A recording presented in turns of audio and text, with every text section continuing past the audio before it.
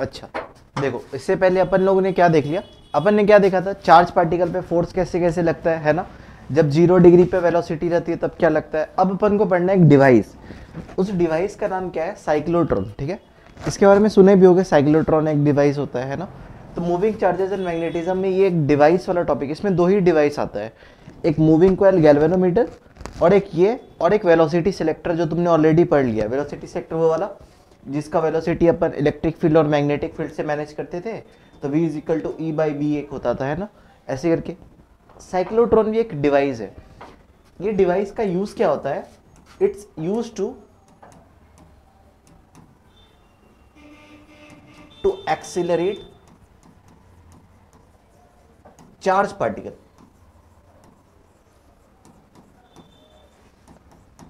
ठीक है, एक डिवाइस है जिसका यूज किया जाता है चार्ज पार्टिकल को एक्सेलरेट करने के लिए किया जाता है। ठीक है, इसका लिमिटेशन भी है। ठीक है, चार्ज पार्टिकल बोलने का मतलब क्या, प्रोटॉन, प्रोटॉन एक चार्ज पार्टिकल है, न्यूट्रॉन, ड्यूट्रॉन या अल्फा पार्टिकल। अच्छा, मैंने न्यूट्रॉन बोल करके मैंने न्यूट्रॉन काट दिया। न्यूट्रॉन को क्यों नहीं यूज करेंगे, it is use to accelerate charge particle. क्या न्यूट्रॉन एक चार्ज पार्टिकल है, नहीं ना, वो तो न्यूट्रल होता है। तो इसका लिमिटेशन भी होता है। इसका दो लिमिटेशन क्या है, लिमिटेशन ये है इसका कि ये न्यूट्रॉन जैसे पार्टिकल को एक्सेलरेट नहीं करा सकता है न्यूट्रॉन, और इसका दूसरा लिमिटेशन है इलेक्ट्रॉन को भी ये एक्सेलरेट नहीं करा पाता है। न्यूट्रॉन का तो पता चल गया तुम्हें, क्योंकि ये चार्ज पार्टिकल है ही नहीं तो इसको तो एक्सेलरेट कर ही नहीं पाएंगे, है ना। बट इलेक्ट्रॉन का क्या केस है, इलेक्ट्रॉन को क्यों नहीं एक्सेलरेट कर पाएंगे। तो जब अपन पूरा जब पढ़ लेंगे ना साइक्लोट्रॉन, तो लास्ट में अपन देखेंगे कि क्यों एक्सेलरेट नहीं हो पाता है। ठीक है, पता चल गया साइक्लोट्रॉन क्या होता है। Cyclotron is a device which is used to accelerate charge particle. ठीक है, प्रोटॉन के लिए यूज कर सकते हैं, ड्यूट्रॉन के लिए यूज कर सकते हैं, अल्फा पार्टिकल के लिए यूज कर सकते हैं। लिमिटेशन क्या है, न्यूट्रॉन के लिए यूज नहीं कर सकते और इलेक्ट्रॉन के लिए यूज नहीं कर सकते। अब एक्सेलरेट करना ही क्यों, एक्सेलरेट हमें इसलिए करना पड़ता है क्योंकि हमें रेडियो एक्टिव डिके पढ़ना होता है। ठीक है, साइक्लोट्रॉन का यूज ठीक है, साइक्लोट्रॉन का यूज ये है कि ये रेडियो एक्टिव डिके को स्टार्ट करने में हेल्प करता है। To start radio active decay, radio active decay. Radio active decay बोलने का मतलब पता है क्या है, रेडियो एक्टिव डिके तुम लोगों ने पढ़ा है। जैसे कि मेरे पास एक यूरेनियम का पार्टिकल था, उसके अंदर अपन क्या कर रहे थे, उसके अंदर एक प्रोटॉन को अपन घुसाने की कोशिश कर रहे थे, है ना, जिसके कारण क्या हो रहा था, इसका प्रोटॉन इस टू न्यूट्रॉन रेशियो गड़बड़ हो जा रहा था और ये टूट जा रहा था, हो रहा था ना। तो इसी प्रोटॉन को एक्सेलरेट करके इसके अंदर में पहुंचाने का काम होता है इस साइक्लोट्रॉन का। ठीक है, तुमने न्यूक्लियाई पूरा चैप्टर पढ़ लिया है। ठीक है, न्यूक्लियाई में अपन क्या करते थे, प्रोटॉन को इसके अंदर में डालने की कोशिश करते थे। तो कोशिश कैसे करेंगे, तो कोशिश करेंगे कि अपन को चाहिए कि इसके पास इतनी एक्सेलरेशन आ जाए कि ये अंदर चला जाए। ठीक है, तो ये एक्सेलरेशन कैसे करेंगे, इसको हमने इसके अंदर का पूरा प्रोसेस तो न्यूक्लियाई में पढ़ लिया है। ठीक है, बट इसको अंदर पहुंचाने का काम किसका होता है, साइक्लोट्रॉन का होता है। ठीक है, it is used to start radio active decay. तो रेडियो एक्टिव डिके इसी को कहते हैं, रेडियो एक्टिविटी स्टार्ट करने को रेडियो एक्टिव डिके कहते हैं। ठीक है, इसका दूसरा है कि ये डुअल नेचर को स्टडी करने में हेल्प करता है, to study dual nature.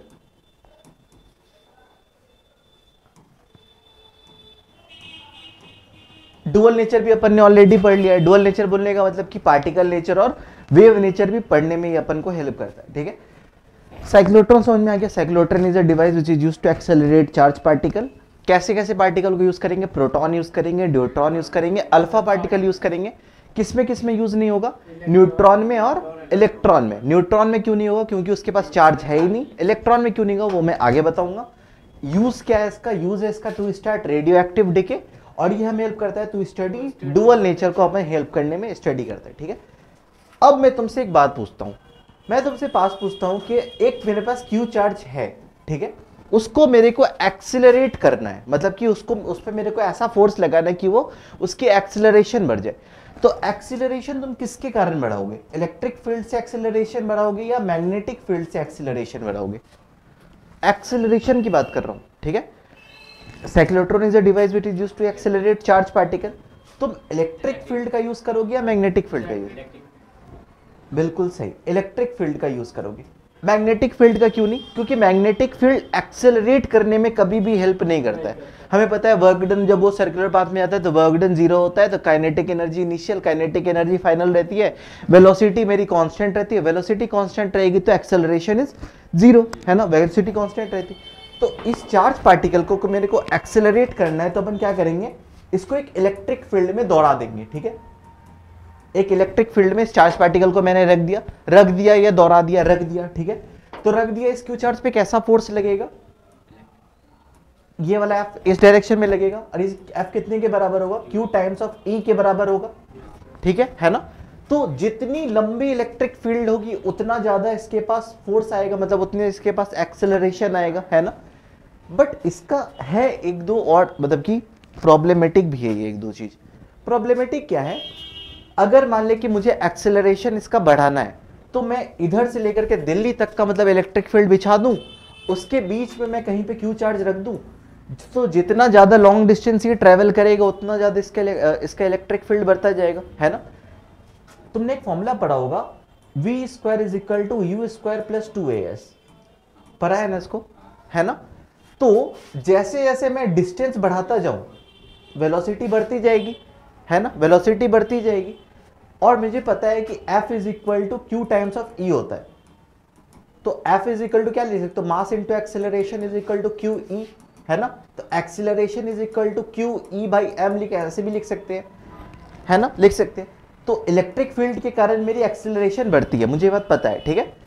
Acceleration बढ़ाने के पास मेरे पास और एक तरीका है कि मैं डिस्टेंस को जितना बढ़ा दूं तो मेरे पास उतनी स्पीड आ जाएगी, मतलब मेरे पास उतनी एक्सेलरेशन आ जाएगी। तुमने और एक फॉर्मूला पढ़ा होगा, v is equal to minus v vector is equal to minus E vector dot dx vector. ये पढ़ा है क्या? इसको ऐसे करके भी पढ़ते हैं, electric potential is equal to E dot dx भी करके लिखा जाता है, मतलब कि potential is equal to electric field गुने डिस्प्लेसमेंट, ठीक है। dx क्या है? डिस्प्लेसमेंट है, ठीक है। तो जैसे जैसे मैं डिस्प्लेसमेंट बढ़ाता जाऊंगा तो मेरी ये वाली भी बढ़ती जाएगी, है ना, ये वाली भी बढ़ती जाएगी, तो मेरी डिस्प्लेसमेंट बढ़ने के कारण मेरी पोटेंशियल बढ़ती जाएगी, है ना। बट पोटेंशियल जो होता है ना, पोटेंशियल और जो ये जो है E, मैंने डिस्प्लेसमेंट बढ़ाया, dx बढ़ाया, तो मेरी ये वाली पोटेंशियल बढ़ी। बट इन दोनों का कॉम्बिनेशन मिला कि ये वाला कॉम्बिनेशन तो कम होना चाहिए, तो इलेक्ट्रिक फील्ड मेरा कम होना चाहिए, है ना। दोनों मिला के तो कम होना चाहिए, तो ये वाला मैं बढ़ाऊंगा तो ये वाला बढ़ेगा, बट ये वाला साथ में कम होगा, है ना। तो मेरी इलेक्ट्रिक फील्ड तो भाई मेरी कम हो रही है, फाइनली मेरी इलेक्ट्रिक फील्ड मेरी कम हो रही है, तो मेरी पूरी एक्सेलरेशन क्या हो जाएगी? कम हो जाएगी। तो भाई बस इलेक्ट्रिक फील्ड का यूज करके तुम इसको क्या कर सकते हो? तुम इसको आगे नहीं बढ़ा सकते हो, ठीक है। एक सेकंड में थोड़ा, एक सेकंड, समझ में आ गया इसको कैसे करके करना है? इसमें क्या है, इलेक्ट्रिक फील्ड के कारण भाई तुम्हारी बढ़ तो जाएगी तुम्हारी वेलोसिटी, तो बट उतनी नहीं बढ़ पाएगी जितना अपन सोच रहे हैं, ठीक है। जैसे ही अपन डिस्प्लेसमेंट आगे करेंगे तो डिस्प्लेसमेंट आगे करने के कारण क्या हो जाएगा, मेरा इलेक्ट्रिक फील्ड मेरा कम हो जाएगा, ठीक है। एक पुराना एक क्वेश्चन एक मेरे पास था, क्या, हाँ, एक क्वेश्चन सॉल्व करो।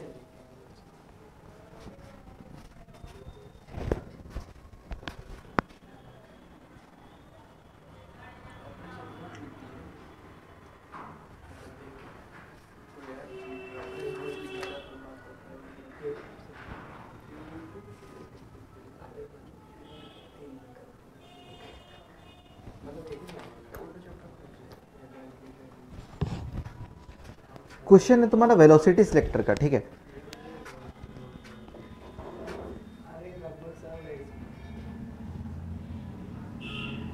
क्वेश्चन क्या बोल रहा है तुम्हारा, मैग्नेटिक फील्ड जो है ना वो तुम्हारे दिया हुआ है 0.5 टेस्ला, ठीक है।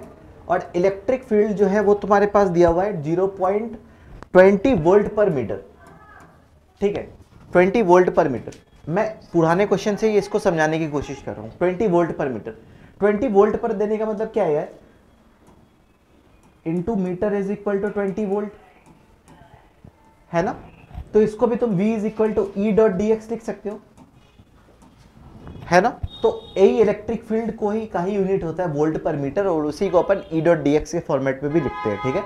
मेरे से पूछा है वेलोसिटी इसका क्या होगा, जब वेलोसिटी ऑफ इलेक्ट्रॉन क्या होगा, वेलोसिटी ऑफ इलेक्ट्रॉन क्या होगा,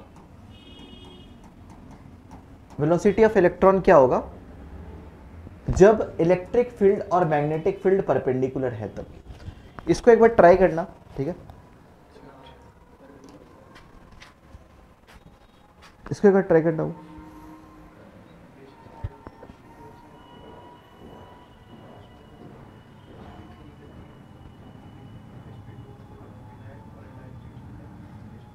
विनाइल पढ़ ले भाई।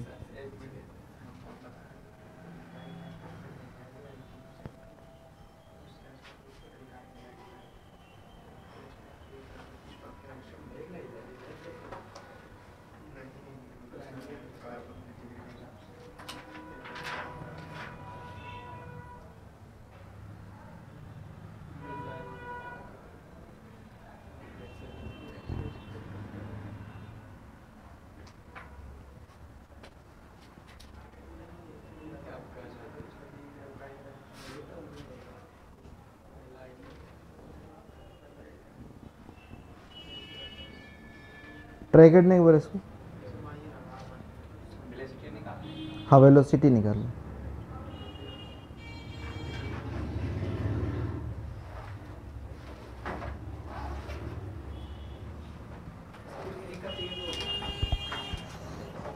ये पुराना लेक्चर बेस्ड ही क्वेश्चन था, और ये मैंने इसलिए दिया क्योंकि तुम्हें मैं इधर से v is equal to E dot D x वाला फॉर्मूला बताना चाहता था। सीधा ये वाला क्वेश्चन ऐसे हो जाएगा, v इज इक्वल टू ई बटे बी, है ना। इलेक्ट्रिक फील्ड मेरा कितना है 20 वोल्ट पर मीटर, और मेरा ये कितना है b कितना है 0.5, 5 4 20 बराबर 40 मीटर पर सेकेंड आंसर आ जाएगा इसका। ये तो आसान क्वेश्चन था। मैंने ये चीज़ क्यों तुम्हें बताई, मैंने तुम्हें इसलिए बताई क्योंकि इलेक्ट्रिक फील्ड का एक यूनिट होता है वोल्ट पर मीटर, है ना। और ये वोल्ट पर मीटर आया कहाँ से, तो volt is equal to E dot m ऐसे करके भी लिख सकते हैं, electric field by metre volt. ये वाला v is equal to E dot D x आया कहाँ से, मैं वो बता रहा हूँ, ठीक है। तो इलेक्ट्रिक फील्ड की जगह पे तुम इलेक्ट्रिक फील्ड E और डी एम क्या है मीटर है, तो मीटर की जगह पे तुम डी एक्स भी पुट कर सकते हो क्योंकि डिस्प्लेसमेंट डिस्टेंस का ही यूनिट मीटर होता है ना। तो v is equal to E dot D X आ गया, बट ये वेक्टर फॉर्मेट पे नेगेटिव होता है, ठीक है। इस क्वेश्चन का लेना देना इस क्वेश्चन से ज़्यादा कुछ नहीं था, बट मैंने फिर भी तुम्हें बताया क्योंकि तुम्हें ई डॉट डी एक्स वाले पे थोड़ा सा दिक्कत आ रहा था, ठीक है। मैंने तुम्हें क्या बताया, जैसे ही तुम डिस्टेंस बढ़ाओगे तो v बाई ई का ratio is equal to d x, ठीक है। डी एक्स मतलब कि डिस्प्लेसमेंट, तो जैसे तुम डिस्प्लेसमेंट बढ़ाओगे तुम्हारा ये वाला क्वांटिटी कम हो जाएगा, इलेक्ट्रिक फील्ड तुम्हारा कम हो जाएगा, और जैसे ही तुम्हारा इलेक्ट्रिक फील्ड कम हो गया तो तुम्हारा ओवरऑल एक्सेलरेशन क्या हो गया, कम हो गया। तो बस तुम इलेक्ट्रिक फील्ड का यूज करके तुम चार्ज पार्टिकल को एक्सेलरेट नहीं कर सकते हो, क्योंकि जैसे ही तुम डिस्टेंस बढ़ाओगे तुम्हारी इलेक्ट्रिक फील्ड कम हो जाएगी और साथ में तुम्हारी एक्सेलरेशन कम हो जाएगी। तो भाई तो हम लोग यूज करते हैं यहाँ पे दोनों चीजों का, इलेक्ट्रिक फील्ड का भी और मैग्नेटिक फील्ड का भी। We use electric field and magnetic field. बिल्कुल बिल्कुल सही। इलेक्ट्रिक फील्ड हेल्प किस में करता है, हेल्प करता है स्पीड इंक्रीज करने में,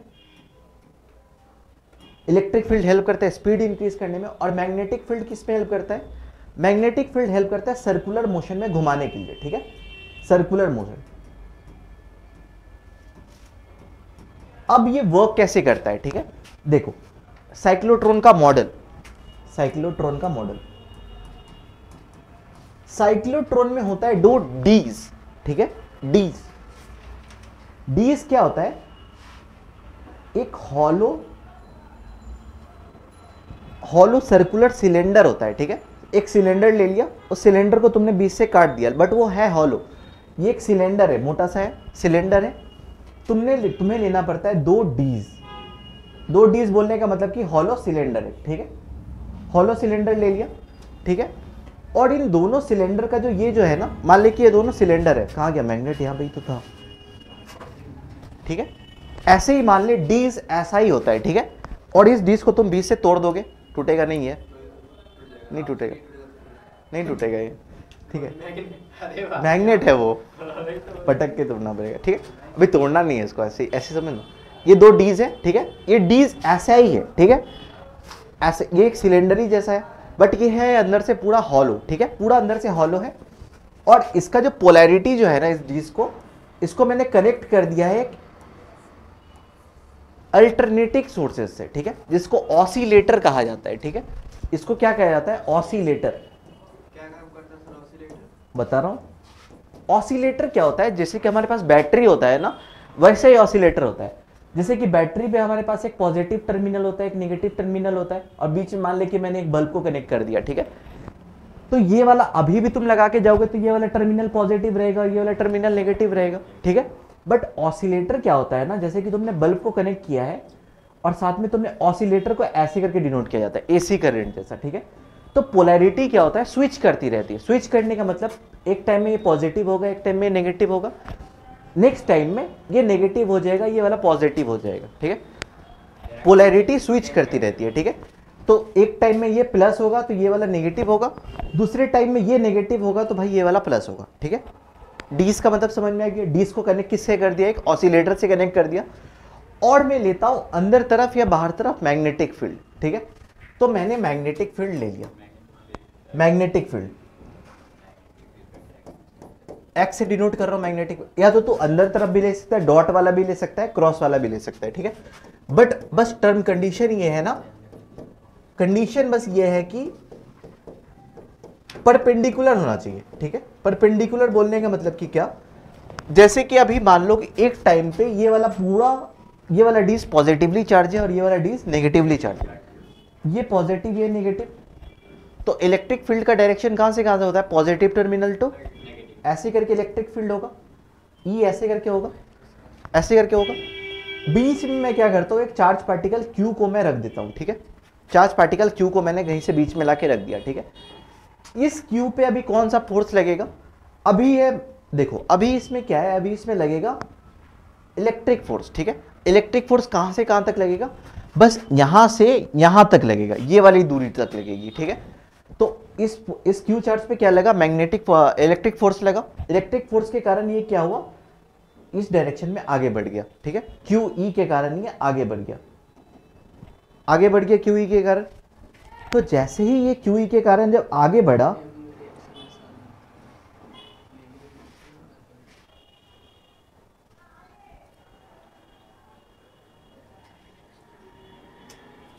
तो जैसे ये क्यू ई के कारण जब आगे बढ़ा, अब देख, अब डीज के अंदर में इलेक्ट्रिक फील्ड होगा क्या, इलेक्ट्रिक फील्ड तुम्हें पता है, इलेक्ट्रिक फील्ड कंडक्टर के अंदर में नहीं होता है, ठीक है, नहीं होता है ना इलेक्ट्रिक फील्ड कंडक्टर के अंदर में। तो अंदर में कौन सा फोर्स होता है, बस अंदर में है, यहाँ पे क्या मैग्नेटिक फील्ड है। ये चार्ज पार्टिकल ऐसे अंदर गया, मैग्नेटिक फील्ड अंदर तरफ, तो इस पे फोर्स कैसे कहां पे लगेगा, अब अंदर तरफ ऊपर की तरफ फोर्स लगेगा। ऊपर फोर्स के कारण ये कैसे घूमेगा, ऐसे करके घूमेगा, इसका रेडियस बढ़ गया, यहां से लेके यहां तक इसकी डिस्प्लेसमेंट बढ़ी थी, तो इसका क्यूई चार्ज लगा था, तो इधर से लेके इधर तक इसकी एक्सेलरेशन बढ़ी थी। जैसे ही डीज के अंदर में घूमा, इस टाइम में इसके एक्सेलरेशन में कोई भी इंक्रीमेंट डिक्रीमेंट नहीं हुआ, क्योंकि तुम्हें पता है अंदर में वेलोसिटी इज कांस्टेंट, ठीक है। अब ये डीज बाहर निकलेगा, ठीक है। अब डीज की पोलैरिटी क्या कर गई, स्विच कर गई, ये प्लस ये नेगेटिव था, तो अब ये नेगेटिव हो गया और ये प्लस हो गया। तो इलेक्ट्रिक फील्ड का डायरेक्शन इस तरफ, इलेक्ट्रिक फील्ड का डायरेक्शन इस तरफ, तो बाहर की तरफ अब क्यूई चार्ज पे यहां तक अब इलेक्ट्रिक फोर्स लगेगा, इलेक्ट्रिक फोर्स यहां तक लगा फिर से, ठीक है। तो इलेक्ट्रिक फोर्स इधर तरफ जा रहा है, मैग्नेटिक फोर्स अंदर, तो ये फोर्स अब कहां पे लगाएगा, नीचे तरफ। अब ये ऐसे घुमा, यहां पे लगा रहता है तुम्हारा विंडो, ठीक है। तो जैसे ही इसका मतलब कि इसका बस जो वेलोसिटी है कहां से कहां तक इंक्रीज होता है, बस यहां से लेके यहां तक बस इंक्रीज होता है, और ये डीज क्या करता है, इसको घुमाने में, बस सर्कुलर घुमाने में हेल्प करता है, ठीक है। तो एक टाइम में ये निकलते निकलते निकलते निकलते इससे बाहर निकल जाता है, ठीक है। तो वेलोसिटी जितनी अपन को चाहिए होती है उतनी वेलोसिटी मिल जाती है। समझ में आ गया ये कैसे करके वर्क करता है, एक बार और बताने क्या, हाँ नहीं थी, ठीक है ना। तो डीज का यहां से लेके यहां तक मेरी ये वाली फोर्स, ड्यू टू फोर्स के कारण मेरी यहां से लेके यहां तक मेरी एक्सेलरेशन बढ़ी। अंदर में आया तो अंदर में इसकी कोई भी एक्सेलरेशन वगैरह इंक्रीज नहीं करी, क्योंकि अंदर में तो मैग्नेटिक फील्ड है, मैग्नेटिक फील्ड में वेलोसिटी कांस्टेंट रहती है। फिर ये बाहर निकलेगा तो बाहर में इस पर क्यूई चार्ज लगेगा, क्यूई फोर्स लगेगा, क्यूई के कारण फिर से इसकी एक्सेलरेशन बढ़ी। तो धीरे धीरे करके ये ऐसे सर्कुलर लेते लेते लेते लेते ये विंडो से बाहर निकलता है, ठीक है। बस यहां तक ही था ये। अब बस हमें बताना पड़ता है इस साइक्लोट्रॉन की फ्रीक्वेंसी क्या होगी, फ्रीक्वेंसी ऑफ ऑसिलेटर या फ्रीक्वेंसी ऑफ साइक्लोट्रॉन। तुमने फ्रीक्वेंसी ऑलरेडी पढ़ रखा है। टाइम पीरियड क्या होता है, frequency is equal to 1 by time period होता है, या 1 by frequency is equal to time period लिख सकते हो। तो frequency is equal to 1 by time period, ठीक है। टाइम पीरियड का फॉर्मूला क्या था, 2 pi m by q B था क्या, 2 पाई एम इंटू ऊपर में क्यू इंटू बी। तो फ्रीक्वेंसी ऑफ ऑसिलेटर या फ्रीक्वेंसी ऑफ साइक्लोट्रॉन पूछेगा ना, तो तुम बता दोगे q B by 2 pi m, ठीक है, q B by 2 pi m. अब तुमसे दो क्वेश्चन पूछ सकता है कि वेलोसिटी क्या होगा चार्ज पार्टिकल का, ठीक है। चार्ज पार्टिकल का तुम बताओ मैक्सिमम वेलोसिटी कहां पे होगा, यहां पे होगा या यहां पे होगा। यहां पे तो चार्ज पार्टिकल का वेलोसिटी 0 है, बस तुमने रखा था, रखने के कारण इलेक्ट्रिक फील्ड के कारण वो इलेक्ट्रिक फील्ड के आगे आगे बढ़ गया था, फिर डिस्क के अंदर घुसा था, डिस्क के अंदर कोई भी वेलोसिटी चेंजेस नहीं हुई थी। फिर जब वो डिस्क से बाहर निकलने वाला था तो यहाँ से लेके यहाँ तक फिर इसकी वेलोसिटी बढ़ी थी, फिर अंदर में घुमा तो इसकी कोई भी वेलोसिटी इंक्रीज नहीं है, फिर इधर आया तो फिर इसकी वेलोसिटी बढ़ी। ऐसे से करते करते करते करते इसकी वेलोसिटी सबसे ज़्यादा कहाँ पे होगी, यहाँ पे होगी। जब ये बाहर निकलने वाला होगा तब इसकी वेलोसिटी होगी। यहाँ पे इसकी वेलोसिटी बता सकते हो क्या, क्या होगा। यहाँ पे अपन वेलोसिटी नहीं तो रेडियस तो बता पाएंगे, क्योंकि ये मैग्नेटिक फोर्स के अंदर है। तो आर इज इक्वल टू क्या होता है, r is equal to m v बटे क्यू बी होता है। रेडियस मतलब कि बिल्कुल टिप का रेडियस, मतलब कि डीस का बिल्कुल एंड का रेडियस। तो वेलोसिटी क्या लिख सकते हो, R Q B by M, ऐसे करके लिख सकते हो क्या, लिख सकते हैं अपन velocity R Q by B by M, है ना।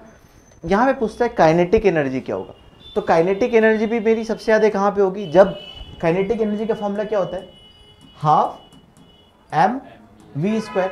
जहां पे वेलोसिटी ज्यादा वहां पे काइनेटिक एनर्जी ज्यादा, तो हाफ एम की जगह पे एम की वैल्यू पुट करोगे और वेलोसिटी का स्क्वायर की जगह पे ये वाली पूरी वैल्यू को पुट कर दोगे, क्या हो जाएगा, r square q square B square by m square, m cut गया।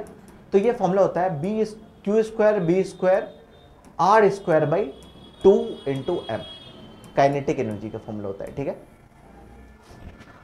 ठीक है, तो काइनेटिक एनर्जी का समझ में आ गया और फ्रीक्वेंसी ऑफ ऑसिलेटर का समझ में आ गया। अब मैं बता रहा हूं कि इलेक्ट्रॉन को क्यों नहीं यूज करते हैं, ठीक है। इलेक्ट्रॉन क्यों नहीं यूज किया जाता है, इलेक्ट्रॉन नॉट यूज्ड, ठीक है। फ्रीक्वेंसी का फॉर्मूला क्या था, क्यूबी बटे 2 पाई एम,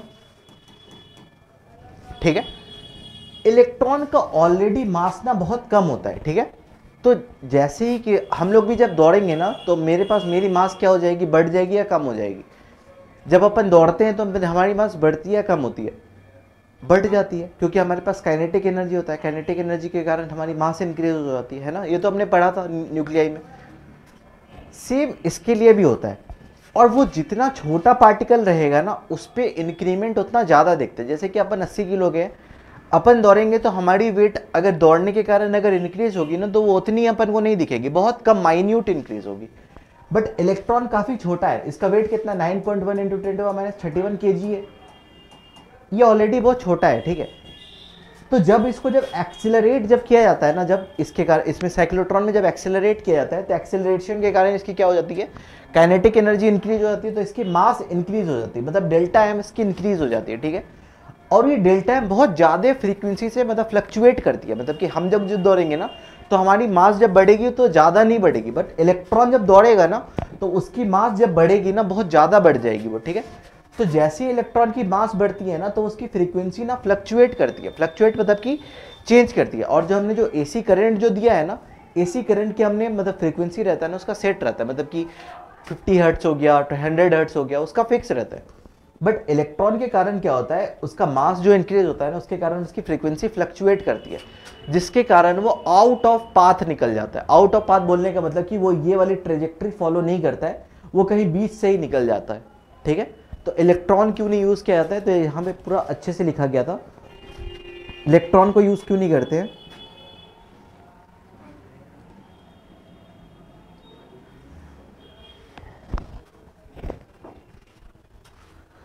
इसमें दो पार्टिकल को यूज नहीं किया जाता, पहला न्यूट्रल पार्टिकल को, दूसरा इलेक्ट्रॉन को। न्यूट्रल को क्यों नहीं किया जाता? क्योंकि उसके पास चार्ज ही नहीं है।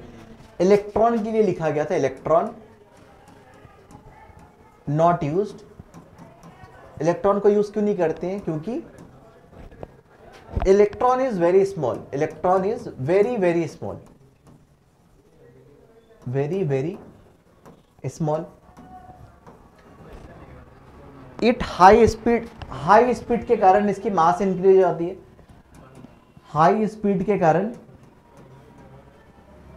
मास इंक्रीज हो जाती है, इसकी मास इंक्रीज हो जाती है। और मास के कारण इसकी फ्रीक्वेंसी भी फ्लक्चुएट करती है और it will fall out of path. It will fall out of path. समझ में आएगी? इलेक्ट्रॉन क्यों नहीं यूज करते हैं? इलेक्ट्रॉन बहुत छोटा होता है, तो जैसे उसकी स्पीड होती है, इंक्रीज होती है, तो उसकी मास क्या होती है? बढ़ जाती है। मास बढ़ेगा तो उसकी फ्रीक्वेंसी क्या होगी? फ्लक्चुएट करेगी, और फ्रीक्वेंसी फ्लक्चुएट करेगी तो वो पाथ से बाहर निकल जाएगा। ठीक है? तो जब भी साइक्लोट्रॉन पूछा गया है तो 4 से 5 मार्क्स में पूछा गया वो। ठीक है? बस यही पूछेगा define cyclotron, it's working principle and it's uses. ऐसे एक साइड लिखा हुआ है, हाँ यहाँ पे लिखा, नोट्स में लिखा हुआ है।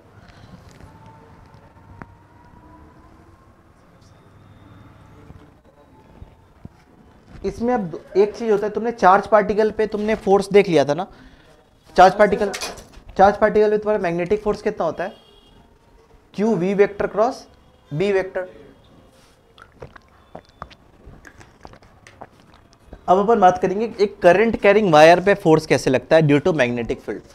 ठीक है?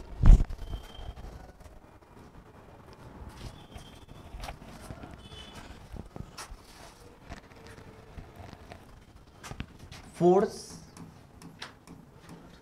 On current carrying wire.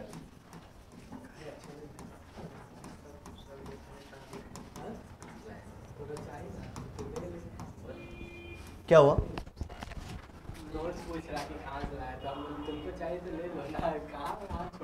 Force on due to current carrying wire. ठीक है? Force due to current carrying wire.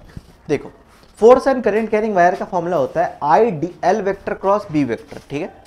पहले फॉर्मूला लिख लेते हैं, F is equal to I L vector cross B vector. ठीक है? एक बात देखो, यहां पे मेरे पास मैग्नेटिक फील्ड था, यहां पे मेरे पास करंट कैरिंग वायर था, यहां पे मैंने रखा था क्यू चार्ज को। ठीक है? इसके कारण मैग्नेटिक फील्ड कहां होगा? अंदर की तरफ मेरा मैग्नेटिक फील्ड होगा, है ना? और चार्ज पार्टिकल मान ले कि यहां पे जा रहा है v वेलोसिटी से। ठीक है? v वेलोसिटी अंदर गया, मैग्नेटिक फील्ड अंदर, तो फोर्स इस पे कहां पे लगा? ऊपर तरफ फोर्स लगा। ठीक है? सिमिलरली तेरे पास एक वायर है, वायर क्या, और वायर में करंट फ्लो हो रहा है। ठीक है? वायर में करंट फ्लो होता है तो इसका मतलब क्या है कि उसके अंदर इलेक्ट्रॉन है, मतलब इलेक्ट्रॉन फ्लो हो रहा है। तो जिस डायरेक्शन में मेरा करंट जाता है ना, उसके ऑपोजिट डायरेक्शन में मेरी इलेक्ट्रॉन फ्लो करती है ना? और मान ले कि अगर इस वायर को मैंने एक मैग्नेटिक फील्ड के अंदर में रख दिया। ठीक है? एक मैग्नेटिक फील्ड के अंदर में मैंने इसको रख दिया। मैग्नेटिक फील्ड के कारण क्या होगा कि इसके वायर के अंदर तो चार्ज पार्टिकल है, और चार्ज पार्टिकल में फोर्स लगेगा तो पूरे वायर में फोर्स लगेगा। समझ में आ गया? और फोर्स कैसे लगेगा? सेम मेरे पास वही राइट हैंड पाम रूल या फ्लेमिंग्स लेफ्ट हैंड रूल लगा दे। ठीक है?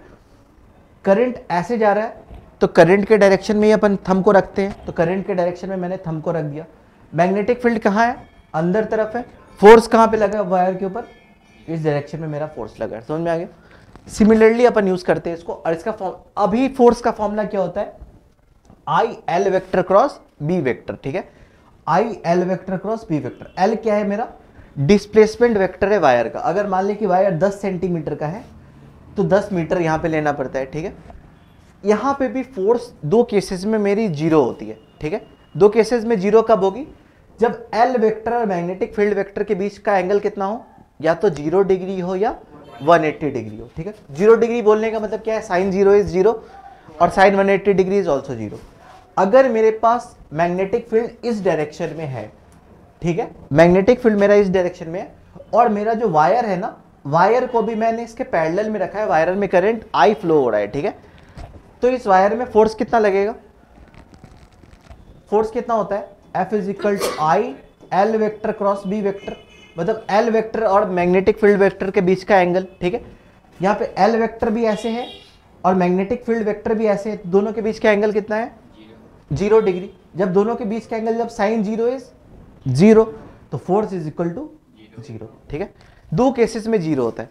अब तुम बोलोगे कि सर डीएल वेक्टर ऊपर वाला डीएल वेक्टर लेंगे या नीचे वाला डीएल वेक्टर लेंगे, क्योंकि डीएल वेक्टर तो एक लेंथ है ना, तुमने ये वाला लेंथ लेना है तो ये वाला लेंथ लेना है, तुम्हें वो वाला लेंथ लेना है जिस डायरेक्शन में मेरी करंट फ्लो हो रही है, ठीक है। अगर मेरी करंट इस डायरेक्शन में फ्लो हो रही है तो मुझे ये वाला डायरेक्शन डीएल लेना है, ठीक है। अगर मेरी करंट ये वाले डायरेक्शन में फ्लो हो रही है तो मेरे को ये वाला डायरेक्शन लेना है, ठीक है। कैसे लेना है, मान लीजिए कि मेरे पास एक करंट कैरिंग वायर है, ठीक है, उस पर करंट ऐसे फ्लो हो रहा है, ठीक है। ये वाला कौन सा डायरेक्शन होता है, वाई डायरेक्शन, ये कौन सा रहता है, और ये वाला जेड एक्सिस। इसको तुम जे कैप से डिनोट करते हो, इसको आई कैप से, और वो वाले को के कैप से डिनोट करते हो। यहां पे मेरी और इस पूरे वायर का लेंथ जो है ना वो एल है, ठीक है। इस एल वेक्टर को तुम वेक्टर फॉर्मेट पे कैसे लिखोगे, एल जे कैप, ठीक है, एल जे कैप लिखोगे, समझ में आ गया। अगर वही वायर में अगर करंट अगर उल्टे डायरेक्शन में अगर फॉलो होती रहती और उस पूरे वायर का लेंथ अगर एल रहता है तो अब क्या लेते हैं, अब इसका डायरेक्शन एल के कैप नहीं, एल माइनस जे कैप, नीचे है माइनस जे कैप। समझ में आ गया कैसे करके हुआ, फोर्स का फॉर्मूला पता चल गया, force is equal to I L vector cross B vector, ठीक है। अब इस पे नॉर्मल क्वेश्चन पूछा जाता है, ठीक है। नॉर्मल क्वेश्चन क्या है,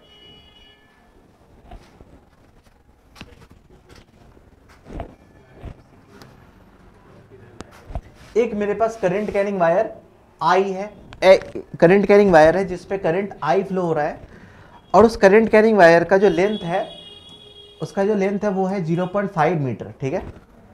उसको मैंने रख दिया है एक यूनिफॉर्म मैग्नेटिक फील्ड में।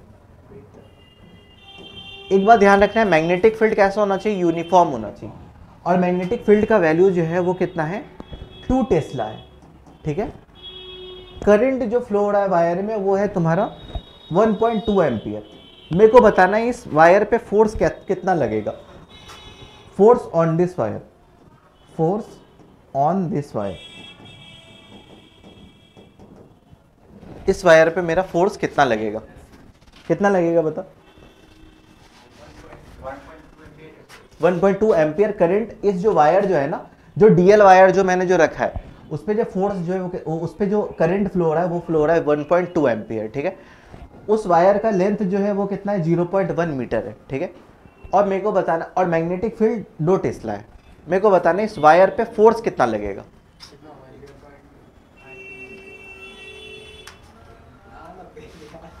पेन भी नहीं लेके आता है, अच्छा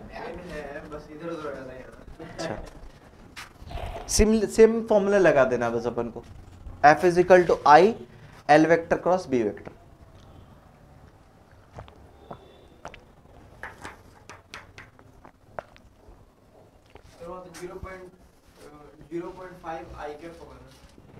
आई कैप जे कैप कर सकती हो, बट यहां पे तुम्हें दिख रहा है कि ऑलरेडी हर चीज परपेंडिकुलर है, तो छोड़ दे, करूं सॉल्व। 1.2 देख लेता हूं, बस मेरे पास फोर्स बताना है इस वायर में फोर्स कितना लगेगा, ठीक है। फोर्स का फॉर्मूला कितना होता है, I L vector cross B vector होता है, सर 1 आ जाएगा, वो 1.2 आएगा, इससे इंटू कर डायरेक्शन निकाला था। करंट कैसे फ्लो हो रहा है, ऐसे फ्लो हो रहा है। मैग्नेटिक फील्ड कैसे, ऊपर की तरफ है। फोर्स कहाँ लगेगा, बाहर की तरफ फोर्स लगेगा, मतलब कि के कैप डायरेक्शन में मेरा फोर्स तो आएगा, ठीक है। अब बस तुम्हें पता है कि वायर ऐसे रखा हुआ है, मैग्नेटिक फील्ड ऐसे, तो मतलब दोनों के बीच का एंगल कितना है, 90 परपेंडिकुलर है। करंट की जगह पे करंट की वैल्यू पुट कर 1.2, एल वेक्टर मेरा कितना है, लेंथ वेक्टर 0.5 मीटर, 0.5 मीटर। तुम इसको दोनों तरीके से कर सकते हो, तुम इसको आई कैप जे कैप के फॉर्मेट, हमने जो डायरेक्शन निकाला उससे के कैप आ गया मेरा, ठीक है। अब मैं यूज कर रहा हूं, मतलब कि इस ये वाला डायरेक्शन कौन सा डायरेक्शन होगा, प्लस आई कैप डायरेक्शन होगा, तो 0.5 आई कैप, ठीक है। क्रॉस किससे करना है, मैग्नेटिक फील्ड, मैग्नेटिक फील्ड तुम्हारा कितना है 2 टेस्ला, और 2 टेस्ला कौन सा होगा, जे कैप होगा ना, ऐसे करके है जे कैप, 2 जे कैप, ठीक है। अब क्या कर 1.2 और जितना भी 0.5 into 2 is equal to 1, I cap cross J cap, ठीक है। क्रॉस मल्टीप्लीकेशन कैसे होता है, आई जे के होता है, I cross J is equal to K, I cross J is equal to कितना आ गया, के कैप, तो 1.2 के कैप मेरी फोर्स आ गई मैग्नेटिक फील्ड से। ये मैंने वेक्टर फॉर्मेट पे निकाला था, और ये वाला मैंने पाम रूल यूज करके निकाला। क्या दोनों में डायरेक्शन सेम आया था? हाँ वो बताओ। हाँ डायरेक्शन का, डायरेक्शन के लिए तुम्हें वेक्टर यूज करना पड़ेगा या तो तुम्हें पाम रूल, पाम रूल दोनों यूज कर सकते हो, ठीक है, but vector is more correct, vector is more, ये तो हमने इसमें गलत हो सकता है, ठीक है। अब एक और अच्छा क्वेश्चन कर ले।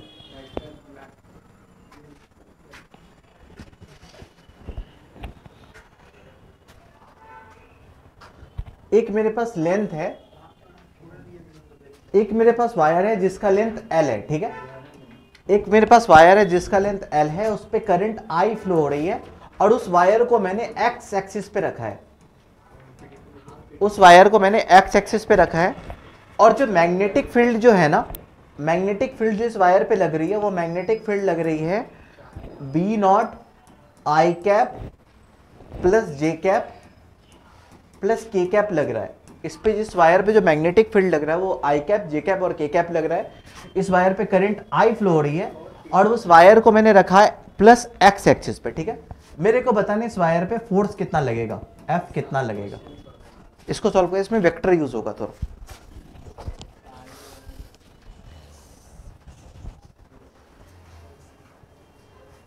मैग्नीट्यूड बताना मुझे को फिर फोर्स का।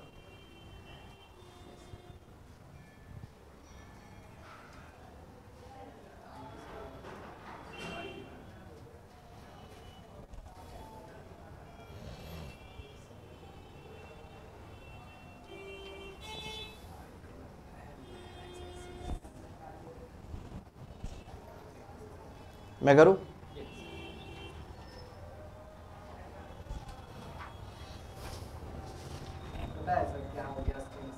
क्या क्या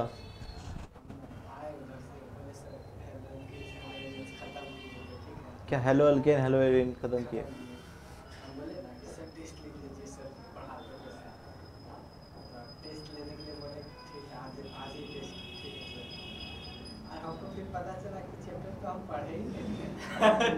वाह वाह, ये तो स्कैम प्रो मैक्स हो गया। खुद से नोट्स लिख लिए, पढ़ लिया, अच्छा है। खाली यही नहीं पता और कुछ जोड़ना है। जोड़ना तो बहुत कुछ होगा। अभी फिनॉल ही चल रहा है ना, अल्कोहल, अल्कोहल फिनॉल इथर चलेगा। मैं करूं? करता हूं। ये देख, ये वायर को मैंने एक्स एक्सिस पे रखा हुआ है, ठीक है। एक्स एक्सिस रखने का मतलब एल आई कैप में मैंने रखा हुआ है, और इस वायर पे मैग्नेटिक फील्ड कितना लग रहा है, B is equal to B naught I cap J cap plus के कैप, ठीक है। और इस वायर पे फ्लो कितना हो रहा है, current I is equal to I current मेरा फ्लो हो रहा है, ठीक है। तुम्हें पता है current is the tensor quantity, इसका कोई डायरेक्शन से कुछ इतना लेना देना होता नहीं है। तो एफ का मेरे पास फॉर्मूला कितना होता है, I L vector cross B vector. Current तो भाई मेरा आई ही है, एल वेक्टर मेरा कितना है, L I cap cross B मेरा कितना है, B naught I cap plus J cap plus के कैप है। इतना कांस्टेंट कांस्टेंट वाली चीजों को बाहर कर ले, एल भी यहां पे कांस्टेंट है, बी नॉट भी कांस्टेंट है, तो आई एल बी मेरा बाहर चला गया, बी नॉट को बाहर चला गया, अंदर में क्या बचा, अंदर में वेक्टर वेक्टर बचा, I cap multiply by I cap plus J cap plus के कैप, ठीक है। यहां पे अब तुम्हारा यूज होगा थोड़ा मैथ्स, ठीक है। मैथ्स कैसे यूज होगा, तुम्हें पता है मल्टीप्लाई कैसे होता है, आई जे और के, ठीक है। आई क्रॉस जे करेंगे तो कितना आएगा, के आएगा, अगर आई क्रॉस के करेंगे तो कितना आएगा, माइनस जे। एंटी क्लॉकवाइज वाला माइनस होता है, क्लॉकवाइज वाला प्लस होता है। अगर आई क्रॉस आई करेंगे तब क्या होगा, जीरो, क्योंकि ये जो मल्टीप्लीकेशन होता है ना, ये साइन का मल्टीप्लीकेशन होता है। क्रॉस मल्टीप्लीकेशन साइन का मल्टीप्लीकेशन होता है। तुमने आई को ही आई से मल्टीप्लाई कर दिया, मतलब दोनों के बीच का एंगल कितना, तो sine zero is zero. I cross I कर रहे हैं, कितना होगा, zero plus zero plus I cross J 91, I cross J K, मतलब 91 हाँ के कैप, ठीक है। 91 नहीं आएगा इसमें, आई क्रॉस जे के होता है, ठीक है। ये कॉस का मल्टीप्लिकेशन नहीं है, कॉस में 0 डिग्री 1 हो सकता है, इसमें तो 1 नहीं बोल सकते हो, ठीक है। सर वो बोल रहे थे आई और जे परपेंडिकुलर बनाएगा ना, तो बिल्कुल 90 डिग्री साइन 90 डिग्री, तो 90 डिग्री के टर्म में तुम्हें लिखना पड़ेगा, ठीक है। अच्छा, आई क्रॉस के माइनस जे, तुम्हारे पास आ गया वेक्टर फॉर्मेट पे। फोर्स कितना लगेगा इस पे, आई L B k cap minus जे कैप, ठीक है। ये आ गया तुम्हारा वेक्टर फॉर्मेट पे, ठीक है। इसको स्केलर फॉर्मेट पे लिखने के लिए पता है क्या करोगे, इसका बोलने का मतलब क्या है, इसका बोलने का मतलब ये है कि एक फोर्स मेरा के डायरेक्शन में है, एक फोर्स मेरा माइनस जे डायरेक्शन में। इसको तुम और क्या लिख सकते हो, I L B k cap minus I L B J cap, ठीक है।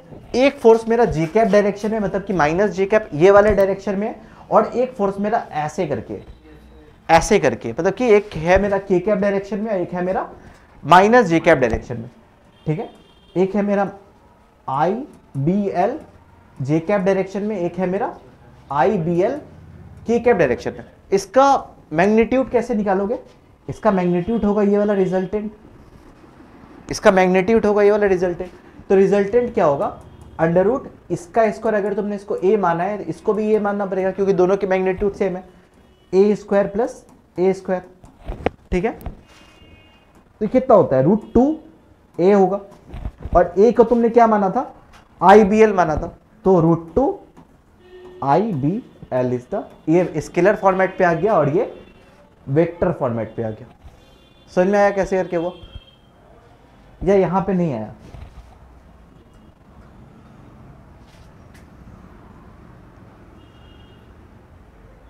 नहीं आया तो मैं एक बार और बता दूं, यहां तक आ गया है, हाँ उधर उसके बाद मैं तुम्हें बता रहा हूं, ठीक है। मान ले कि फोर्स आया है तुम्हारा 2 आई कैप माइनस 2 जे कैप, यहां पे कितना आया था, 2 के कैप और जे कैप आया था। मैं इसको समझ रहा हूं, अब ये पूरा वैल्यू आया ना, वो 2 के कैप आया है, आई कैप आया और ये जे कैप आया है। ये बोलने का मतलब ये है ना कि आई कैप डायरेक्शन में एक फोर्स है और जे कैप डायरेक्शन में एक फोर्स है। जे कैप कैसे करके लेंगे, आई कैप उल्टा होगा, आई कैप ऐसे, आई कैप डायरेक्शन में एक फोर्स है और माइनस जे कैप डायरेक्शन में एक फोर्स है, मतलब कि एक फोर्स ऐसे करके, ठीक है। इस वेक्टर फॉर्मेट पे लिखने का मतलब यही है। अगर तुम इसको अगर फिर से अगर वेक्टर फॉर्मेट में लिखोगे, कैसे करके लिखोगे, 2 आई कैप माइनस 2 जे कैप, ऐसे करके इसको लिख सकते हो, बट हमें लिखना है इसको स्केलर फॉर्मेट पे। स्केलर होता है रिजल्टेंट, ठीक है। रिजल्टेंट इसका मतलब कि हाइपोटेनियस का स्क्वायर, तो रिजल्टेंट का स्क्वायर क्या होगा, रिजल्टेंट का स्क्वायर होता है मेरा इसका स्क्वायर। अगर तुमने इसको ए माना है तो इसको भी ए मानना पड़ेगा, क्योंकि दोनों की वैल्यू तो सेम है, ए स्क्वायर प्लस ए स्क्वायर। तो रिजल्टेंट कितना होगा, √2 ए स्क्वायर, तो मतलब कि √2 ए। अब यहां पे 2 वगैरह सब हटा दिया, अब तुम्हारे पास आया एक्चुअली कितना वैल्यू है, आई B L K cap minus जे कैप, के कैप माइनस आई बी एल जे कैप। तुम्हारे पास एक्चुअली वैल्यू ये आई है, मतलब कि एक फोर्स जो है वो है के कैप डायरेक्शन में, मतलब कि एक फोर्स ऐसे करके बाहर तरफ निकलता हुआ आई बी एल है, और एक फोर्स तुम्हारे पास कैसा है, जे कैप डायरेक्शन में, मतलब कि नीचे वाला है आई बी एल। ये कुछ कैसा है पता है, ये कुछ ऐसा है, आई बी एल बाहर निकलता हुआ, एक आई बी एल माइनस जे कैप ऐसे करके निकलता हुआ, ठीक है। इसका तुम्हें रिजल्टेंट बताना, तो इसका रिजल्टेंट कैसे होगा, ये वाला रिजल्टेंट होगा, इसका ये वाला रिजल्टेंट होगा। तो रिजल्टेंट कितना होता है तुम्हारा, रिजल्टेंट कितना होता है, रिजल्टेंट होता है तुम्हारा √2a, ठीक है। रिजल्टेंट इस केस में √2 है। जब दोनों वैल्यू जब सेम रहेगा ना, जब दोनों जब 90 डिग्री पे रहेगा तो तुम्हारा रिजल्टेंट होता है ऐसे करके, ठीक है। एक्चुअली इसका फॉर्मूला होता है a² + b² + 2ab cos theta होता है, ठीक है। एंड cos 90 इज 1 होता है, तब जाके ये मतलब cos 90 इज 0, तब जाके ये पूरी वैल्यू कितनी हो जाती है, तब जाके पूरी वैल्यू √2a आ जाती है, ठीक है। तो √2 की जगह पे √2 डाल दोगे, और a तुमने क्या माना था, IBL माना था, IBL। समझ में आ गया कैसे करके हुआ। अगर इसको स्केलर फॉर्मेट पे ऐसे करके तुम्हें समझाना होगा, ठीक है। समझाना नहीं होगा, ऐसे करके ये समझ में आ जाता है।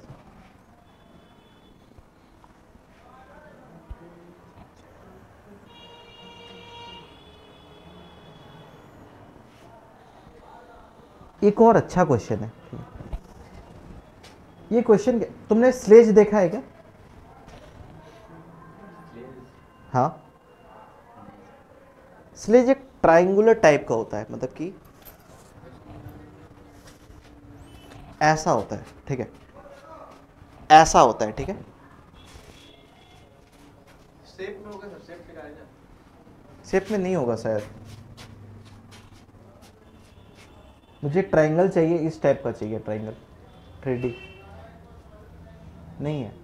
वो बुक पे समझ लीजिए स्लेज ऐसा होता है, ठीक है। कैसा हो, ऐसा,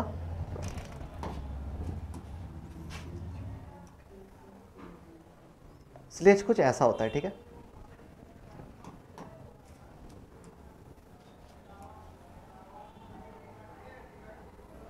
स्लेज कुछ ऐसा होता है, ठीक है। अगर मैं इधर अगर एक ऐसे करके रखूंगा तो ये स्लाइड करेगा, नीचे आएगा, ऐसे करके नीचे आएगा, ये है ना, रख दूंगा तो ये ऐसे करके नीचे आएगा। इसमें भी मैं क्या कर रहा हूं, इस पे भी मैं क्या कर रहा हूं, एक मैं वायर को ऐसे करके रख दे रहा हूं, ठीक है। वायर मेरा कैसे करके रखा हुआ है, ऐसे करके रखा हुआ है, मतलब कि स्लेज के ऊपर वायर 90 नहीं, ऐसे करके स्लेज के सरफेस पे मैंने रखा हुआ है, ठीक है। और ये बोल रहा हूं ना, जब मैंने इसको ऐसे करके रखा तो ये कैसा आएगा, नीचे आएगा, लुढ़कता हुआ नीचे आएगा, आ रहा है अभी भी नीचे लुढ़कता हुआ, ठीक है। इसके नीचे में एक फोर्स लगेगा इस डायरेक्शन में, बट ये मेरे को बोल ये रहा है ना कि जब नीचे उतर रहा है तो बिल्कुल कांस्टेंट वेलोसिटी से नीचे उतर रहा है, ठीक है। कैसे नीचे उतर रहा है, कांस्टेंट वेलोसिटी से नीचे उतर रहा है।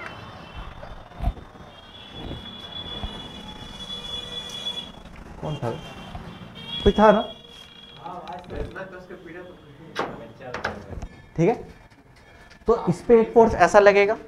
मेरे को क्या बोल रहा है कि ये जो वायर जो है ना वो बिल्कुल कांस्टेंट वेलोसिटी से नीचे उतर रही है। कल भी मैंने कांस्टेंट वेलोसिटी का टर्म बताया था। कांस्टेंट वेलोसिटी मतलब कि मेरे को एक तरफ से जब इस तरफ से जो फोर्स लगा रहा है और ये वाला जो फोर्स लगा है, दोनों ऐसा लगा रहा है कि मैं बिल्कुल कांस्टेंट वेलोसिटी से आगे जा रहा हूँ। अगर ये वाला फोर्स अगर मैं हटा दिया तो मैं घिंचा इस तरह चला जाऊंगा, अगर ये वाला फोर्स हटाए तो मैं इधर घिंचा हुआ चला जाऊंगा, ठीक है। बट अगर दोनों तरफ से अगर मुझे एकदम इतना इधर से भी 2 न्यूटन से खींच रहा है, इधर से भी 2 न्यूटन से खींच रहा है, तो मैं बिल्कुल मेरी वेलोसिटी कांस्टेंट रहेगी। सिमिलरली इसमें भी, ठीक है, सिमिलरली इधर भी है, ठीक है। इधर मेरे को बोला जब मैंने वायर को रखा है ना तो बिल्कुल कांस्टेंट वेलोसिटी से नीचे आ रहा है, ठीक है। और इस वायर पे ना ऐसे करके मैग्नेटिक फील्ड है, मैग्नेटिक फील्ड ऐसे करके, ठीक है, मतलब इस पूरे स्लेज में मैग्नेटिक फील्ड है। और इस जो वायर मैंने रखा है ना इस पे करंट आई ऐसे अंदर की तरफ जा रहा है, ठीक है। तो इस पे 2 फोर्सेस लगेंगे, एक इस पे मैग्नेटिक फोर्स लगेगा और एक इस वायर पे कौन सा फोर्स लगेगा, mg cos थीटा लगेगा। mg रखते हैं तो mg cos थीटा नीचे की तरफ लगता है ना, और इस स्लेज का जो थीटा है वो है मेरे पास थीटा, ठीक है। मतलब कि स्लेज का जो एंगल जो है ना, एंगल ऑफ इंक्लिनेशन जो है ना वो है मेरे पास थीटा, ठीक है। अच्छा, वायर में करंट अंदर तरफ करंट, मैग्नेटिक फील्ड ऊपर तरफ, तो फोर्स कहां पे लगा, वायर में करंट अंदर की तरफ, करंट मान ले कि ऐसे करके अंदर तरफ है, ठीक है। करंट ऐसे अंदर की तरफ और मैग्नेटिक फील्ड ऐसे बाहर की तरफ, ठीक है। तो फोर्स इस डायरेक्शन में लगेगा मेरा, तो फोर्स मेरा इस डायरेक्शन में लगा Fm। और इधर तुम्हें पता है कि वायर पे इधर फोर्स कितना लगता है, mg cos थीटा लगता है, ये तो तुम्हें पता है mg cos थीटा लगता है। तो Fm का ये वाला कंपोनेंट कितना होगा, ये वाला थीटा, तो ये वाला भी थीटा, तो ये वाला भी Fm cos थीटा। मतलब कि इसका Fm cos थीटा जो है वो किसको बैलेंस करेगा, mg cos थीटा को, ठीक है, mg sin थीटा होगा। एक साइन थीटा होता है, नीचे वाला साइन होता है, ठीक है। ये थीटा, ये 90, ये 90 माइनस थीटा, तो ये वाला थीटा, तो नीचे वाला ये वाला mg cos थीटा होता है, ये वाला mg sin थीटा होता है, ठीक है, mg sin थीटा, ठीक है। इस डायरेक्शन में होता है mg sin थीटा, ठीक है, ठीक है। मतलब इसका fm cos थीटा किसको बैलेंस कर रहा है, mg sin थीटा को। इस वायर पे फोर्स कितना लगेगा, IBL लगेगा, मैग्नेटिक फील्ड में रखा है, लेंथ उसका L है, उस पर करंट I है, IBL cos theta is equal to mg sin theta.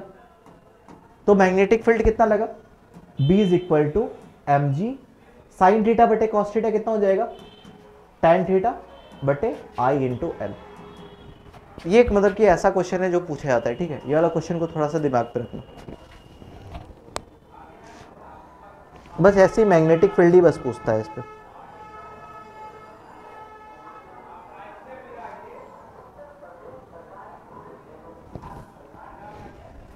इस पे करंट तुम ऐसे करके भी निकाल सकते थे, ठीक है।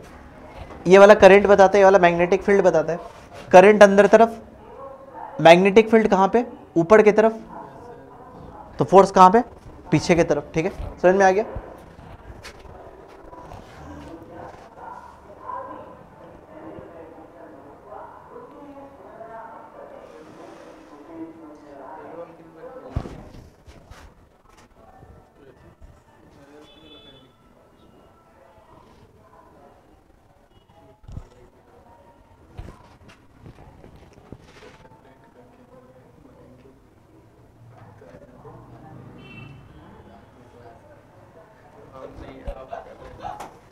क्या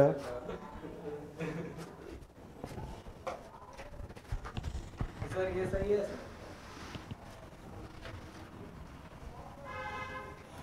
अलाइन सॉलिड sp3 है 4 सिग्मा, हाँ sp3 है 3 sigma.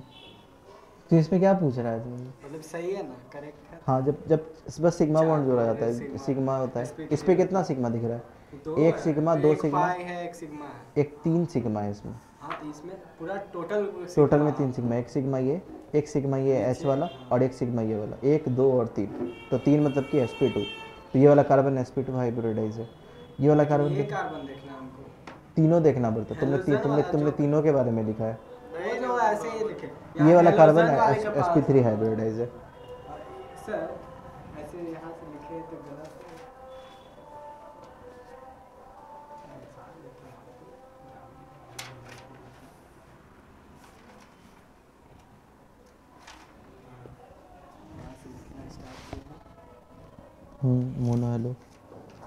Mono hello die hello भी होता है, ट्राई पॉली।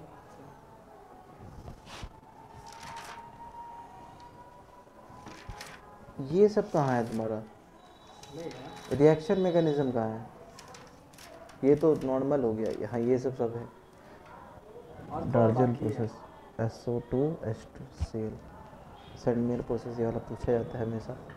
सेंडमेयर मतलब कि बहुत इंपॉर्टेंट है। Na2 ये वाला भी इम्पोर्टेंट है। इसको अलग अलग से भी तो करना होता है, BF4 से कर रहे हैं तो BCl4 से भी ऐसे सबसे किया जाता है। इस पर ठंडी का रिएक्शन ये वाला भी इम्पोर्टेंट है।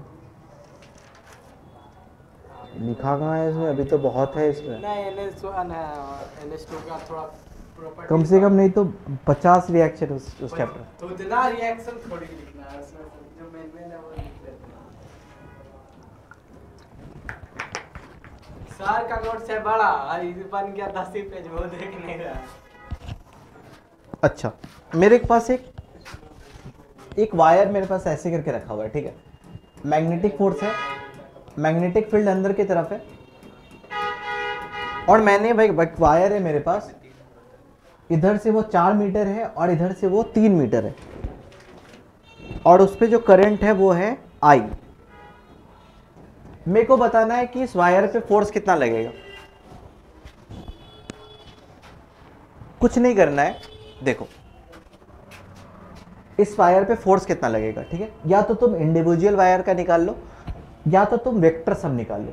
F का मेरा फॉर्मूला क्या होता है, I L vector cross B vector होता है। ये L वेक्टर एक्चुअली क्या पता है, डिस्प्लेसमेंट वेक्टर है, ठीक है। L vector actually displacement vector है। ये 4 है, ये 3 है, तो इसका डिस्प्लेसमेंट कितना निकलेगा? 5 मीटर। तो F कितना हो गया? I। L की जगह पे तुम 5 पुट करोगे और B की जगह पे B पुट कर दोगे, तो 5IB। समझ में आ गया? तो जब भी तुम्हारे पास ऐसा क्वेश्चन रहेगा ना, अगर तुम्हारे पास ऐसे करके दे दिया है, इधर वाला साइड 4 मीटर, ये वाला साइड 3 मीटर, मेरे को पूछ रहे हैं इस पूरे वायर पे फोर्स कितना लगेगा, तो तुम L की जगह पे L का डिस्प्लेसमेंट कैलकुलेट कर लोगे। ठीक है, L का डिस्प्लेसमेंट क्या होगा? इधर से लेकर ये वाला, यही इसका डिस्प्लेसमेंट होगा। ये 4 है, ये 3 है, तो ये वाला साइड 5 हो जाएगा। इस पे फोर्स कैसे कैसे लगेगा? वायर पे करंट ऐसे करके मान लेना। ठीक है, वायर में करंट ऐसे, तो फोर्स कहाँ पे? यहाँ पे फोर्स इस पे लग गया ऐसे करके। ठीक है, समझ में आ गया कैसे करके हुआ? तो आज इस लेक्चर को यहाँ पे एंड कर दे।